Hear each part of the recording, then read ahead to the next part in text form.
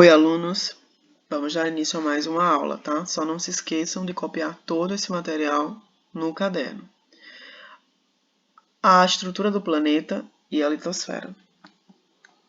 Bom, aqui a gente tem a estrutura da Terra, certo? A Terra basicamente é composta por crosta, que é essa parte mais externa, né? Essa camada mais sólida de rocha na superfície do planeta, que a sua espessura varia entre 3 e 30 milhas. Dentro da crosta a gente tem um manto, tá? Que é a camada semilíquida do magma, ou pedra fundida, né? Que se move devido às correntes de convecção. Um pouco mais dentro nós temos o núcleo externo, que é a parte líquida do núcleo, que tem uma composição semelhante ao núcleo interno. E na parte mais interna da Terra nós temos o núcleo interno, que é a parte sólida, né, do centro da Terra. Que é feita de ferro e de níquel e tem temperaturas que atingem até 5.500 graus Celsius. Bom, aqui a gente tem as camadas da Terra, né? Existem 4 camadas na Terra, que é a atmosfera, a litosfera, a hidrosfera e a biosfera.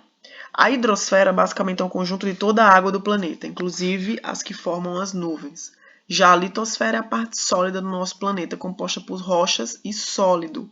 A parte mais superficial, lembre-se que se chama crosta terrestre. Já a atmosfera é a esfera gasosa que envolve o nosso planeta, composta principalmente de gás oxigênio e nitrogênio. E a biosfera é a parte do nosso planeta que abriga, né, no caso, a vida, é o conjunto de todas essas esferas. Bom, a litosfera, né, ou seja, a crosta, a parte superior da manta, ela é formada principalmente por rochas, tá? E quais são esses componentes das rochas? As rochas, pessoal, elas são formadas por minerais, tá? Substâncias químicas sólidas que a gente encontra na natureza. Elas podem ser classificadas e agrupadas em 3 grupos, tá? O primeiro deles são as rochas magmáticas ou rochas ígneas, né, que são formadas pelo resfriamento ou pela solidificação do magma, podendo ser classificada quanto à profundidade, né, extrusiva ou intrusiva.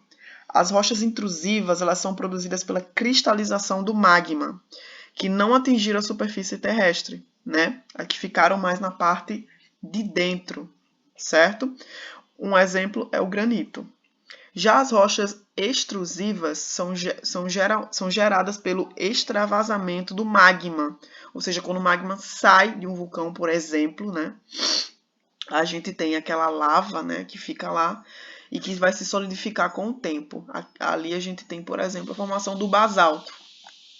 As rochas, outro tipo de rocha, a rocha sedimentar, certo? A rocha sedimentar ela é formada pela deposição de fragmentos originais de formas de rochas de minerais pré-existentes, ou seja, de sedimentos, certo? Alguns processos como chuva, vento, ondas do mar, água de rio, variação de temperatura, desgaste de algumas rochas, acabam desgastando algumas rochas e quebrando-as em pequenos grãos, certo?